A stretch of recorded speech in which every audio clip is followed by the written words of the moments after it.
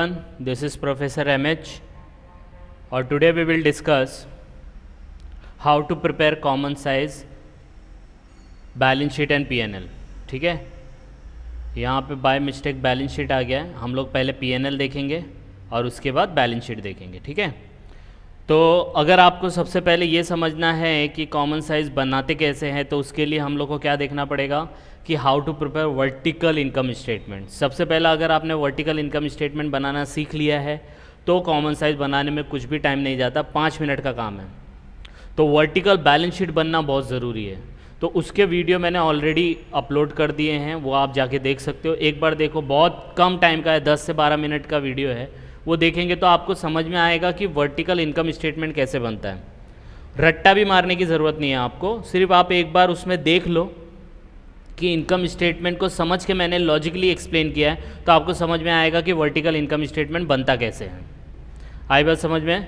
तो पहले वो देख लेना है, उसके बाद ये सब वीडियो देखेंगे कॉमन साइज, ट्रेंड, कंपैरेटिव का, तो आपको समझ में आएगा कि कैसे बनाने हैं. तो आपके सामने देखो एक क्वेश्चन है, हम लोग स्टार्ट करते हैं. Following is the profit and loss for the year ending 31 March 2020. You are required to prepare common size income statement. तो ये कुछ आपका नॉर्मल ट्रेडिंग और पीएनएल दिया है.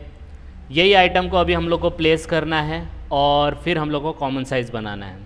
तो जैसे कि मैंने ऑलरेडी बताया है कि मैंने पहले वीडियो में बता दिया है कि कैसे बनाना है, तो हम लोग यहाँ पे वो बनाना नहीं सीखेंगे, हम लोग कॉमन साइज़ बनाना सीखेंगे. तो मैंने यहाँ पे देखो ऑलरेडी कॉपी कर दिया है. तो मैं आपको पहले एक बार इनके आइटम कहाँ कहाँ ट्रांसफ़र होंगे वो बता देता हूँ और फिर कॉमन साइज़ का हम लोग स्टार्ट करेंगे. बिफोर वी स्टार्ट याद रखना, हम लोग को 3 टाइप के common size, trend and comparative analysis and interpretation करने के लिए 3 टाइप है.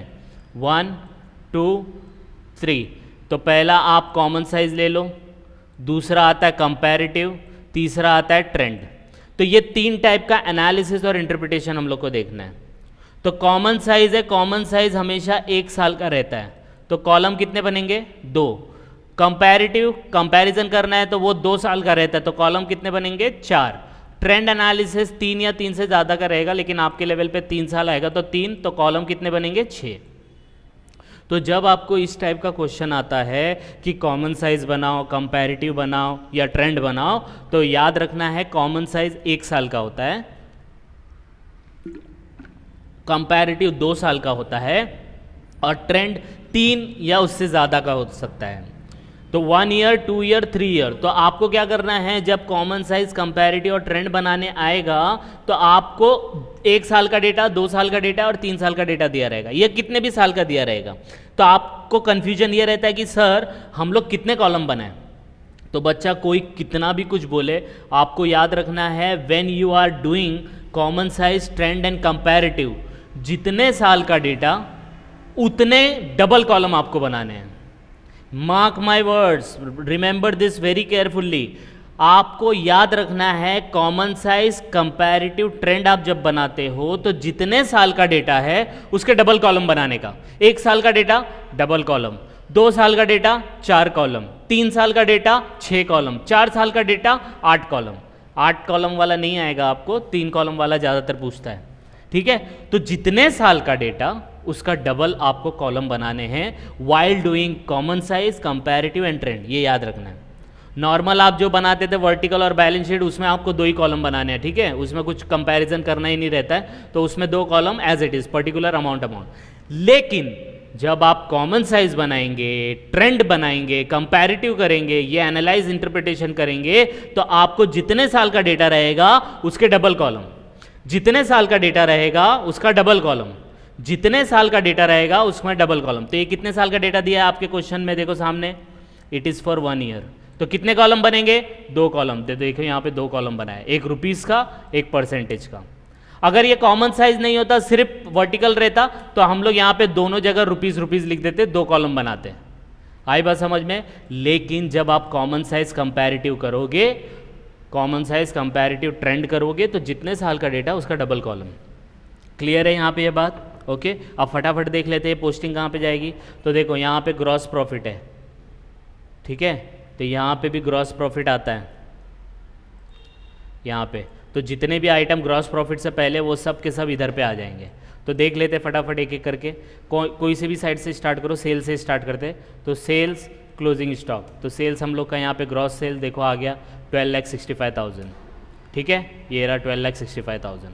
फिर आपका क्लोजिंग स्टॉक है, तो क्लोजिंग स्टॉक 45,000 दिया है, तो उसी के नीचे देखो क्लोजिंग स्टॉक यहाँ पे दिया है 45,000, ये माइनस होता है इसलिए माइनस का साइन डाला है 45,000।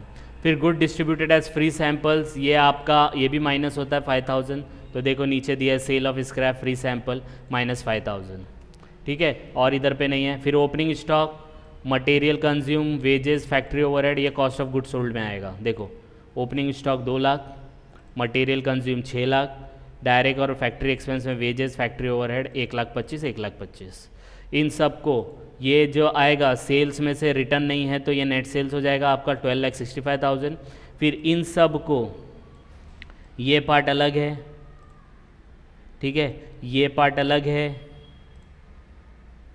फिर ये टोटल में से ये टोटल माइनस करेंगे आप, तो 12,65,000 माइनस 10 लाख, तो 2,65,000 आएगा। देखो सिस्टमेटिक बताया, तो यहाँ पे आपका 3 आया 2,65,000, यहाँ पे आपका 4 आया तो 3 में से 4 गया तो आपका 5 आएगा। तो यहाँ पे देखो दिया है आपको 5, 3 - 4 ग्रॉस प्रॉफिट 2,65,000, चेक कर सकते हो, देखो आया। आई बात समझ में? तो कुछ बड़ा इसमें कुछ याद रखने वाला जैसा नहीं है, आपको सिर्फ एक के नीचे एक आइटम को प्लेस करना है इन सीक्वेंस और इन क्रोनोलॉजिकल, कि कहाँ कौन सा आइटम कौन सा पहले आएगा कौन सा बाद में आएगा। आई बात समझ में? अब देखो यहाँ पे अब ये P&L स्टार्ट होता है, तो ये आपका ऑपरेटिंग एक्सपेंस हो जाएंगे। तो अब नीचे आएंगे जैसे ही तो 3 एक्सपेंस आएंगे, less operating expense, gross profit आ चुका है 2,65,000। अब ऑपरेटिंग एक्सपेंस है तो ऑफिस के अलग करो, सेलिंग के अलग करो, फाइनेंस के। तो देखो यहाँ पे staff salary, telephone, director fees, furniture, ये सब कहाँ यूज़ होते हैं? ऑफिस में यूज़ होते हैं, है ना। Staff salary, telephone charges, director fees, office furniture, या ऑफिस के खर्चे, तो ये सब के सब उठा के आपको ऑफिस में लिखना है। देखो यहाँ पे लिखा है, ठीक है। उसके बाद देखो एडवर्टीजमेंट, फ्री सैम्पल्स, पब्लिसिटी, ये क्या है? ये आपका सेलिंग का खर्चा है। खर्चा आप सेल करोगे तो एडवर्टाइज़ करोगे, फ्री सैंपल डिस्ट्रीब्यूट करोगे, पब्लिसिटी करोगे। तो ये 12, 80 और 5,000 आपका सेलिंग है, तो ये रहा आपका सेलिंग। फाइनेंस में बैंक चार्जेस ये सब आता है, तो ऐसा कुछ दिया नहीं है तो यहाँ नहीं आएगा। आप बोलेंगे सर इंटरेस्ट दिया है, इंटरेस्ट को अलग से लिखते हैं बच्चा, इसलिए इंटरेस्ट फाइनेंस चार्जेस में नहीं आएगा। तो इसलिए ऑफिस का एक्सपेंसेस टोटल हो गया 70, इसका टोटल हो गया 97, तो दोनों का मिला के हो गया 1,67,000। अब 1,67,000 किस में से माइनस करेंगे? 2,65,000 में, तो 5 - 6 तो आएगा 98,000। यहाँ पे लिखा नहीं है लेकिन लिख लो आप 5 - 6, समझ में आया? 98,000। अब वो जो इंटरेस्ट था तो वो इंटरेस्ट माइनस करते, तो interest on loan and debenture check करो, देखो 5,000 तो हो गया 10,000, तो 10,000 आप माइनस करोगे तो कितना आ जाएगा?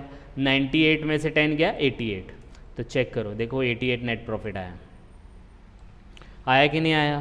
तो एकदम सिस्टमेटिक है। अभी आप फर्स्ट टाइम देखेंगे तो कन्फ्यूजन होगा, तो इसलिए मेरे पहले वीडियो ज़रूर देखो। पहले वीडियो में मैंने बताया कि इसको लॉजिकली कैसे करना है, ठीक है। अब इसको कर लिया है तो 88,000 आपका आंसर आ गया।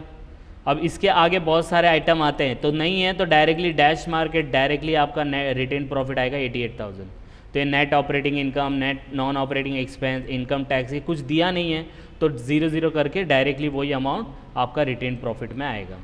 तो यहाँ पे आपका ये P&L बन चुका है, वर्टिकल इनकम स्टेटमेंट बन चुका है। कुछ डाउट है इसमें? कुछ डाउट है? यस और नो? ओके। अब हम लोग स्टार्ट करते हैं कॉमन साइज। अब ये कॉमन साइज क्या होता है? अब कॉमन साइज का नाम से ही लगता है, देखो मैं यहाँ पे लिखता हूँ कॉमन साइज, ध्यान से सुनना, कॉमन साइज। कॉमन साइज जो साइज में कॉमन हो, ठीक है। आपने ये दंगल मूवी देखा है? दंगल मूवी में वो जब अपनी बेटी को लड़वाता है इंटरनेशनल लेवल पे, तो वहाँ पे उसका जो कोच रहता है वो कोच बोलता है कि आप 55 केजी के रेसलिंग में आप नहीं लड़ सकते, आपको 51 केजी में लड़ना रहेगा तो आप जीत सकते हो। तो what is this 55 KG and 51 KG? 55 KG में मतलब जितनी भी लेडीज होंगी जो रेसलिंग के लिए आती हैं, जो 55 किलो की होंगी 55 केजी, वो एक जगह लड़ेंगे, जो 51 केजी का होगा वो एक जगह लड़ेंगे। तो कहीं पे भी हम लोग पार्शियलिटी नहीं कर सकते, भाई उसका वजन ज़्यादा था तो वो रेसलिंग में जीत गई। तो वो कॉमन साइज हो गया ना कि 51 केजी वाले साइज वाले सब एक जगह आ जाओ, 55 केजी वाले साइज वाले एक जगह आ जाओ। बराबर है कि नहीं बराबर है? सेम वे में आप देखते हो जब आप कहीं पे जाते हो तो बोलते किड्स अबव एज वाले, बिलो एज वाले, 12 इयर्स एज वाले यहाँ पे आ जाओ, तो एक साइज बताते हैं ना। तो कॉमन साइज का यहाँ पे मतलब यही होता है कि जो कॉमन हो ऐसा कन्वर्ट करो ये वर्टिकल को जो कॉमन लगे। अब यहाँ पे देखो, मैं आपको बोलूँगा सेल्स हुआ 12.5 लाख, यहाँ पे कितना दिया है, सेल्स कितना है 12,65,000। आप बोलेंगे सर हाँ समझा। मैं बोलूँगा देखो डेप्रीशिएशन कितना है, 0 है, वेजेस देखो 1,25,000 है। तो आप बोलेंगे सर ये बहुत अमाउंट आ रहा है, मेरे को समझ में नहीं आ रहा है कि कितना खर्चा हो रहा है कितना इनकम। तो मैं ऐसा बोलूँगा, ध्यान से सुनना, मैं ऐसा बोलूँगा देखो आपका सेल हुआ 100 रुपया, तो बोले हाँ समझ में आया, उसमें खर्चा हुआ 10 रुपया, तो आप बोले हाँ अब समझा, 100 रुपया 10 रुपया खर्चा मतलब 90 रुपया प्रॉफिट। सर उसमें और 15 रुपया खर्चा हुआ सैलरी, तो आप बोलेंगे अच्छा सैलरी का 15 रुपया, तो टोटल मिला के 25 रुपया खर्चा हो गया। तो बोले हाँ अब समझ में आ रहा है। तो साइज क्या हो गया यहाँ पे, कॉमन हो गया कि आपने एक को 100 दे दिया, बाकी को बोला 100 का 10% आपका दूसरा एक्सपेंस, 100 का 15% आपका सैलरी, 100 का 20% ये खर्चा, 100 का 20% वो खर्चा। तो आपको क्या करना है, ये सब अमाउंट को, ये जो अमाउंट दिख रहे हैं ना, देखो मैं अभी हाईलाइट कर रहा हूँ इसको, ये जो अमाउंट दिया है इसको आपको एक कॉमन साइज में लाना है। अब ये कॉमन साइज में लाने के लिए क्या करने का, ये जो नेट सेल्स होता है ना, ये जो नेट सेल्स होता है ना, इसको 100 लेने का। क्या लेने का, 100। तो जब ये 100 है तो ये अमाउंट सामने सेम है, 12,65,000 इज 100, तो ये भी 100 होगा, ये तो 0 है ही, तो ये हो गया। अब ये वाला कैसे निकालेंगे, तो अगर 12,65,000 इज 100%, तो 2 लाख कितना परसेंट होगा, ये कॉमन साइज हो गया। अगर 12,65,000 इज 100%, तो 2 लाख कितना होगा, तो क्या करने का, ध्यान से देखो, cross multiply, 100 multiply by 2 lakh divide by 12,65,000, ऐसे करते जाने का। आई बात समझ में? तो यहां पे हम लोग लिखेंगे या ऐसे लिखने का, next amount multiply by 100 divide bye 12,65,000।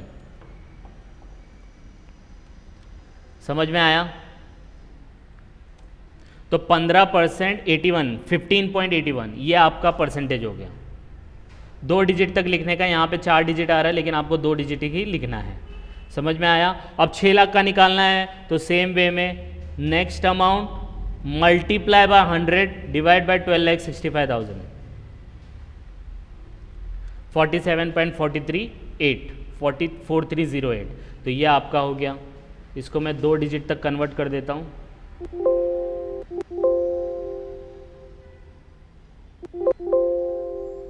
ठीक है, चलो बाद में करते हैं। अब देखो यहाँ पे, तो ये वाला next amount 1,25,000 into 100 divide bye 12,65,000, 9.88। दूसरा वाला भी सेम ही आएगा, चाहिए तो करके देखो।